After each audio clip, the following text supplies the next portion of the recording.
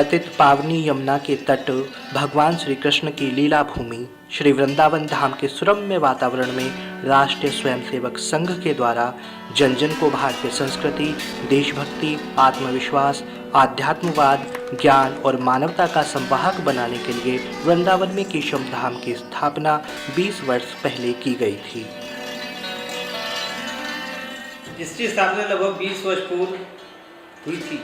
17 नवंबर 1997 को माधवराव देवड़े, जो राष्ट्रीय स्वयंसेवक संघ के वरिष्ठ प्रचारक हैं, उनके द्वारा भूमि पूजन तथा तत्कालीन मुख्यमंत्री श्री कल्याण सिंह जी द्वारा शिलान्यास करके किया गया।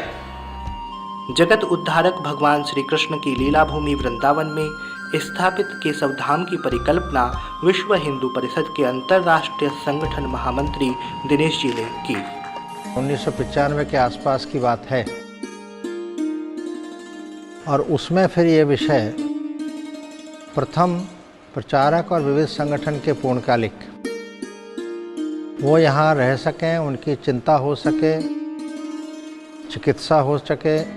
सेवा भावना से भरपूर इस प्रकल्प को मूर्त रूप देने में आवश्यक ऊष्मा उस समय के सरसंघ चालक परम पूजनीय श्रद्धेय सुदर्शन जी और तत्कालीन प्रधानमंत्री श्री अटल बिहारी वाजपेयी ने दी। माननीय अटल जी के आशीर्वाद मिलता रहे। हमारे पूज्य सुदर्शन जी का, उनका बहुत मार्गदर्शन इस विषय में मिला। माननीय शेषाद्री जी का मार्गदर्शन बहुत मिला और माननीय अशोक जी सिंघल जो विश्व हिंदू परिषद में उस समय थे, उनको भी मैं उस स्थान पर ले गया था, दिखाया था, तो उनके भी सुझाव उसमें बहुत सारे आए थे। उन सबके सुझाव को ध्यान में रख कर के वो प्रकल्प विकसित हुआ है। वृंदावन में केशव धाम का परिसर 18 एकड़ में फैला है। केशव धाम के सभी प्रकल्प विधिवत व सुचारू रूप से चले, इसके लिए कई प्रमुख लोगों की टीम कार्य कर रही है। मैं सतीश चंद्र अग्रवाल केशव धाम का मंत्री हूँ।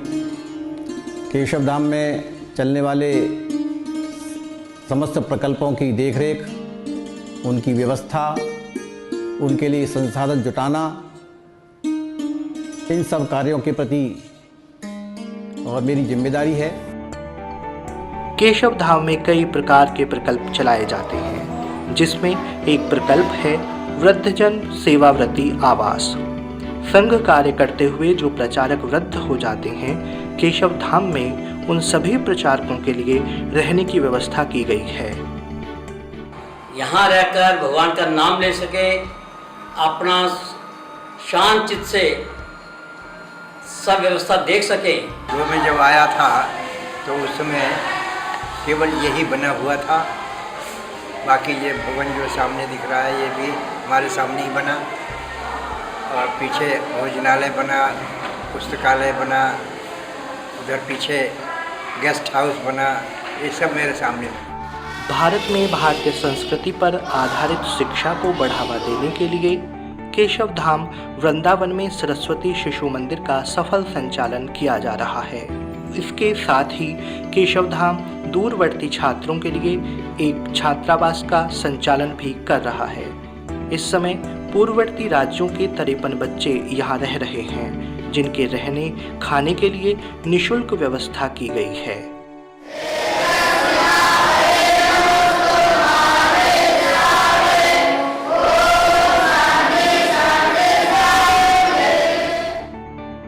आतंकवाद और अलगाव से जूझ रहे पूर्वोत्तर राज्यों से आए इन बच्चों को केशव धाम में लाकर समुचित शिक्षा के साथ साथ इस योग्य बनाना कि वो बड़े होकर भारत की सीमा, भारतीय समाज, भारतीय संस्कारों को संरक्षित और सुरक्षित रखने में पूरा योगदान दे सकें।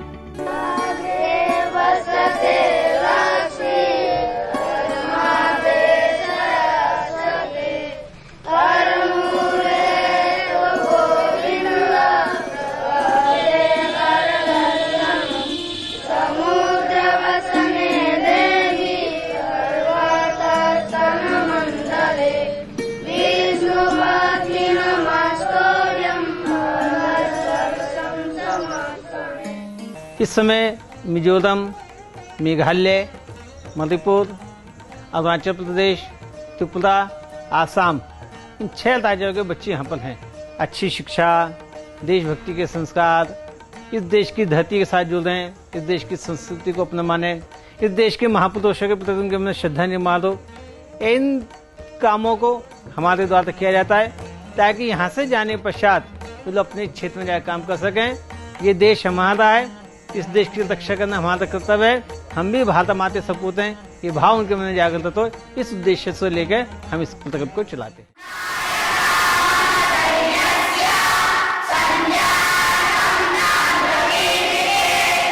पूरे भारत में गांव-गांव, घर-घर में वेद ध्वनि गूंजे, इसके लिए एक वेद विद्यालय प्रारंभ किया गया है। गांव-गांव के, घर-घर में वेद ध्वनि गूंजे। सर्वांगे हरिचंदनं सुललितं कंठे चमोरावली गोवस्त्री परिवेष्टित विजयते। हरि कथा सत्संग समिति के द्वारा केशव धाम में श्री कृष्ण कथा प्रशिक्षण केंद्र विगत कई वर्षों से चलाया जा रहा है, जिसका मुख्य उद्देश्य आने वाली पीढ़ियों को सनातन संस्कृति से रूबरू कराना है। केशव धाम में एक अतिथि गृह भी है, जिसमें सभी कार्यकर्ताओं के रहने खाने का उचित प्रबंध किया गया है। वो यहाँ के बारे में उनको जानकारी नहीं है, संगठन के माध्यम से यहाँ उनको पूरी जानकारी देना है। अतिथि गृह के सामने माधव पुस्तकालय बना है, जिसमें राष्ट्रभक्ति, मानव कल्याण, शिक्षा, भारतीयता से संबंधित पुस्तकों का विशाल संग्रह है। केशव धाम में बालकों के समुचित विकास के लिए शिक्षा के साथ साथ संगीत की भी शिक्षा दी जाती है।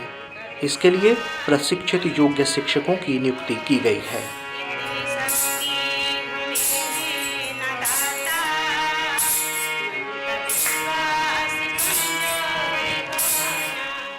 केशव धाम में एक गौशाला भी है। केशव धाम में दूध की सभी आवश्यकताओं की पूर्ति इसी गौशाला से की जाती है। केशव धाम में एक केशव प्राकृतिक चिकित्सा एवं योग संस्थान भी चलाया जा रहा है। प्राकृतिक चिकित्सा के विषय में क्या कहना है यहाँ के चिकित्सक का, आइए उन्हीं से सुनते हैं। प्राकृतिक चिकित्सा मुख्य रूप से पंच तत्वों पर आधारित है। इस चिकित्सा में बिना औषधियों के रोग मुक्ति की जाती है।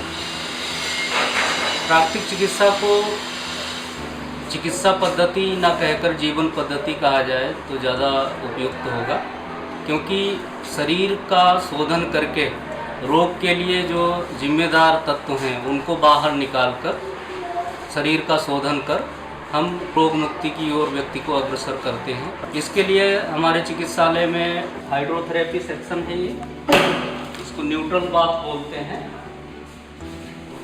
इसमें बड़ा टब रहता है। इसमें पहले बॉडी टेम्परेचर से कम तापमान का पानी भरा जाता है और पेशेंट को लिटाने के बाद में फिर धीरे धीरे पानी का टेम्परेचर बढ़ाते हैं। ये नीमा है। सबसे ज़्यादा मल हमारे शरीर में बड़ी आंत के द्वारा निष्कासित किया जाता है, और जब बड़ी आंत उस मल निष्कासन में अक्षम हो जाती है तो फिर कब्ज जैसा रोग पैदा होता है, और कब्ज सभी रोगों की जड़ है।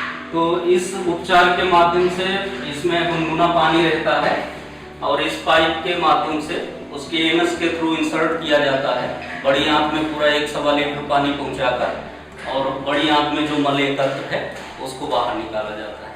हाइड्रोथेरेपी के अंतर्गत गर्म ठंडा कटी स्नान, इसमें 2 टब रहते हैं। एक टब में गर्म पानी, एक में ठंडा पानी रहता है, और रोगी को इसको क्रम से पहले गर्म फिर ठंडा फिर गर्म फिर ठंडा ऐसे करके 3-4 बार अल्टरनेट कराते हैं। गर्म हस्त पाद स्नान है, hot arms and foot bath. इसमें कुर्सी पर बैठकर दोनों पैर इसके अंदर और दोनों हाथ इसके अंदर रखे जाते हैं। ये शिरोधारा का है, आयुर्वेद के अंतर्गत आता है उपचार। इसमें एक पात्र रहता है जिसके अंदर तेल रहता है, पेशेंट लेट जाता है इस पर तो सिर के ऊपर तेल की धार गिराई जाती है। ये मालिश का है, फुल बॉडी मसाज। आकाश तक आता है ये उपचार। इसमें मालिश के द्वारा रक्त का संचार नियमित करके रोग मुक्ति की जाती है। स्टीम बाथ है, वाष्प स्नान बोलते हैं इसको। इसमें पेशेंट अंदर बैठ जाता है, सिर बाहर रहता है, बाकी पूरा शरीर इसके अंदर आ जाता है और पीछे से इसमें स्टीम पहुंचाई जाती है। केशव धाम देश के विभिन्न क्षेत्रों से आकर वृंदावन में बसे कुष्ठ रोगियों को न सिर्फ उचित चिकित्सा भरण पोषण की चिंता करता है, बल्कि उनके सांसारिक कष्टों के लिए भगवत भजन में भी लीन रखता है। श्री राम जय जय राम। केशव धाम में एक केशव सभागार भी है, जिसमें विभिन्न प्रकार की सांस्कृतिक गतिविधियों का आयोजन किया जाता है।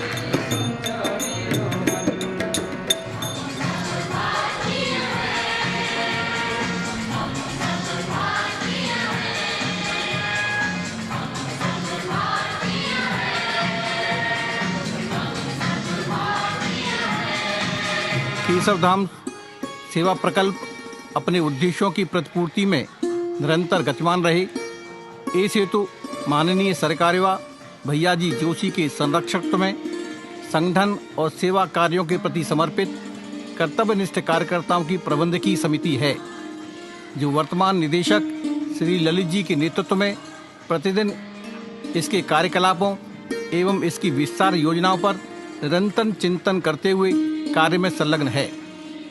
प्रारंभ से ही जिनकी श्रम साधना एवं लगन के कारण केशव धाम की योजनाएं वर्तमान स्वरूप प्राप्त कर सकीं, ऐसे केशव धाम समिति के पूर्व निदेशक श्री पदम सिंह जी, पूर्व मंत्री श्री लालचंद वासवानी एवं केशव धाम की स्थापना के समय से रहे मंत्री स्वर्गीय हरीश राघव जी के विशेष योगदान को भुलाया नहीं जा सकता। आइए हम सब सेवा के इस पुनीत कार्य में सहभागी बनकर समाज और राष्ट्र के निर्माण में अपना महत्वपूर्ण योगदान प्रदान करें।